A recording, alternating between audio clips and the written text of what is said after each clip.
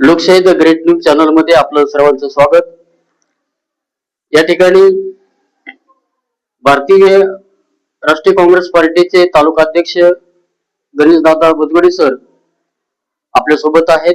त्याचबरोबर ऍडव्होकेट सतीश धर्मराज गायकवाड हे उमेदवार प्रभाग क्रमांक 25 ब मधून उभा आहेत आणि त्याच पद्धतीनं सौ स्वातीताई उत्तरेश्वर ननवरे प्रभाग क्रमांक 25 अ मधून उभा आहे.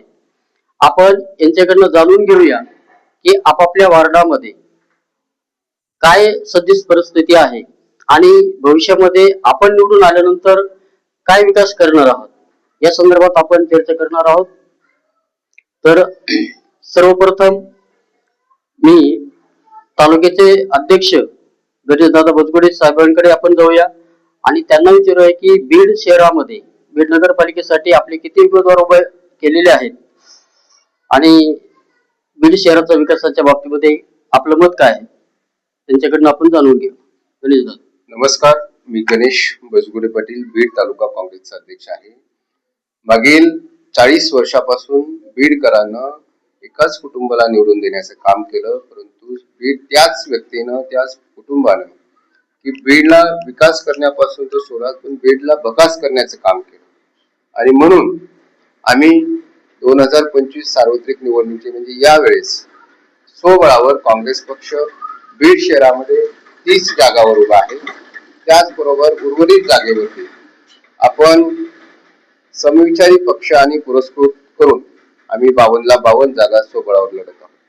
बीड शहराचा विकास हा प्रामुख्याचा भाग आहे. पूर्वीचा जो बीड आहे तो आज राहिलेला नाही. प्रत्येक शहराला कुठलंही विजन या ठिकाणी आपल्याला दिसत नाही आणि म्हणून आम्ही आरोग्य असेल, पाणी असेल, ज्या काही शहरवासियांच्या मूलभूत गरजा आहेत त्या गरजा घेऊन आणि आम्ही चांगले उमेदवार या ठिकाणी सुशिक्षित आणि जाण असलेले उमेदवार या ठिकाणी बीड नगरपालिकेमध्ये आपण उभा केलेले आहेत आणि आमचा विश्वास आहे, बीडकरांवर आम्हाला विश्वास आहे की बीडकर काँग्रेस पक्षाच्या सिंबॉलवर उभ्या असलेल्या सर्व उमेदवाराला निवडून देतील आणि आम्हाला या बीड शहराचा विकास करण्याची संधी देईल.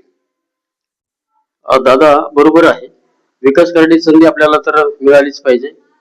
मला एक प्रश्न असा विचारायचा आहे की बीड शहरामध्ये कचऱ्याची खूप मोठी समस्या आहे, तर टाकाऊ वस्तूपासून टिकाऊ वस्तू बनवण्याचा काही प्रोजेक्ट असा होऊ शकतो का, या संदर्भात काय म्हणतो?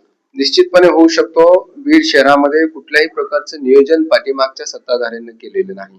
प्रत्येक गल्लोगल्लीमध्ये कचऱ्याच्या ढिगारे साचलेले आहेत, नाल्या फुटलेल्या आहेत. आज एवढी मोठी अतिवृष्टी या ठिकाणी होऊन देखील आज देखील 22 दिवस पाणी आम्हाला मिळत नाही. अनेक समस्या आहेत बीडकरांच्या. आरोग्याचा प्रश्न, कचरा आणि घाणीमुळे या ठिकाणी आरोग्याचा प्रश्न निर्माण होतोय. शिक्षणाचा प्रश्न आहे. गुंडगिरीचा बीडमध्ये गुंडगिरी मोठ्या प्रमाणात वाढत आहे. भ्रष्टाचार मोठ्या प्रमाणात वाढत आहे आणि हीच लोक गुंडगिरीच्या आणि भ्रष्टाचाराच्या जोरावर पुन्हा पैसा आणि सत्तेच्या जोरावरती पुन्हा या शहराचं विद्रुपीकरण करण्यासाठी उभा आहेत आणि म्हणून आम्ही सर्व साधारण परिवारातील परंतु चांगली विजन असलेली लोक या ठिकाणी उभा केलेली आहेत आणि निश्चितपणे या बीडकरांना अपेक्षित असा विकास आम्ही करून दाखवू. येस, ओके, धन्यवाद दादा. आपण आता ऍडव्होकेट सतीश गायकवाड हे प्रभाग क्रमांक 25 ब मध्ये उभे आहेत.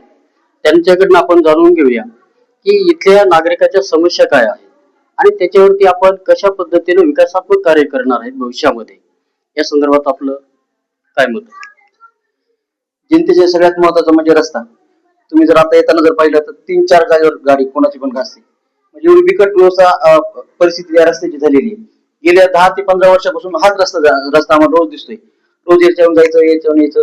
तसंच हा एक तुम्हाला एक नमुना दाखवला. पूर्ण वाटामध्ये अशी परिस्थिती. दुसरी गोष्ट म्हणजे काय की नाल्यामध्ये सगळ्या लोकांचं काय झालं, कचरा कुंडी नसल्यामुळं सगळे लोक जे आहेत ते नाल्यामध्ये कचरा टाकतात. तर नाल्यामध्ये कचरा टाकल्यामुळे काय नाल्या पूर्णपणे तुंबत आहेत. ज्यावेळेस माग पाऊस आला होता तर पूर्ण जे पाणी आहे ते रस्त्यावर आलं होतं. तसं ठिकठिकाणी बघितलं होतं की जे नळाचे जे कनेक्शन आहेत तर ते नालीला चिटकून गेले काही काही ठिकाणी. तर ते नळ फुटल्यानंतर ते नालीचं पाणी त्याच्यामध्ये जाऊन लोकांच्या आरोग्याची खूप मोठी समस्या निर्माण झालेली आहे. बऱ्याच ठिकाणी मला ते दिसतंय की नळ फुटलेले आणि त्यातून नालीचं पाणी जाते. म्हणजे एक आरोग्यास हानिकारक वातावरण तयार होत आहे. हे दुसरा पॉईंट. तिसरी गोष्ट, हे जे स्ट्रीट लाईट सोडले आहेत, बत्ती जे आहेत, पहिली गोष्ट तर लावत नाही, आणि लावले तरी 1-2 लावले तर परत कधी 5 वर्षामध्ये ते फिरकत सुद्धा नाहीये. आता आंध्रामध्ये जे बुजुर्ग किंवा वृद्ध लोक जे आहेत त्यांना रस्ता वगैरे दिसत नाही, अडकून पडण्याचे चान्सेस वाढतात त्यांचे. तर ह्या गोष्टी, तसेच कचरा कुंड्या. आता मी जे सांगतो आता हे झाले प्रॉब्लेम्स. त्या समस्या सगळ्यात महत्वाचा म्हणजे रस्त्याचा प्रश्न आहे सगळ्यात मोठा. तर रस्ते पहिले मी बनवणार व्यवस्थित. दुसरी गोष्ट, नाले जे आहेत ते वेळोवेळी आठवड्यातून 2 वेळेस नालीची सफाई होणार. तिसरी गोष्ट, पाणी. आता जर पाहिलं पाण्याचा प्रश्न बघितला तर 8 ते 15 दिवसाला पाणी येतं. आता लोकांचं प्रत्येकाच्या घरी काही बोर नाहीये. बरेच लोकांचं नळावर अवलंबून आहेत लोक. आणि यांचं पाणी सोडण्याचं, पाणी जे सोडतात ते काय करतात सकाळी 3 वाजता किंवा 4 वाजता किंवा संध्याकाळी 12च्या नंतर. म्हणजे पाणी सोडण्याची पद्धत एकदम चुकीची आहे. ज्यावेळेस लोकांना आता झोपायच्या टाइम मध्ये जर पाणी सोडलं तर काही लोकांना पाणी भरणं होत नाहीये. मग 8 दिवस ते काय करणार? आता टँकर आणून आठवडाभर भागवणं सर्वसामान्यांना शक्य नाहीये. टँकरचे रेट वगैरे भरपूर वाढलेले आहेत. तर ह्या गोष्टी, तर सगळ्यात ज्यावेळेस मला नगरसेवक म्हणून जर तुम्ही निवडून दिलं तर सगळ्यात महत्वाचं म्हणजे मी रस्त्याचा प्रश्न सोडवणार. दुसरी गोष्ट म्हणजे हे पद्य वगैरे जे आहेत तर ते सगळ्या ठिकाणी पद्य तुम्हाला दिसणार आणि वेळोवेळी त्याची देखभाल दुरुस्ती होणार. तिसरी गोष्ट, जे नाल्यामध्ये जे कचरा वगैरे तुमलाय तर नाल्या वेळोवेळी साफसफाई वगैरे करणार आणि ठिकठिकाणी कचरा कुंड्या ठेवणार. कारण आता काय होते, जरी आपण लोकांना सांगितलं कचरा एका ठिकाणी गोळा करा, पण त्याच्यासाठी कचरा कुंडीची पण आवश्यकता आहे. ती जर नगरपालिकेकडून उपलब्ध करून दिलं तर हे जे कचरा तुम्हाला रोडला दिसतोय तर तो दिसणार नाही. ते कचऱ्यासाठी कचरा कोंड्या. तसंच चौथा प्रश्न म्हणजे आता युवक भरपूर लोक फिरतायत, बेरोजगारी खूप वाढली.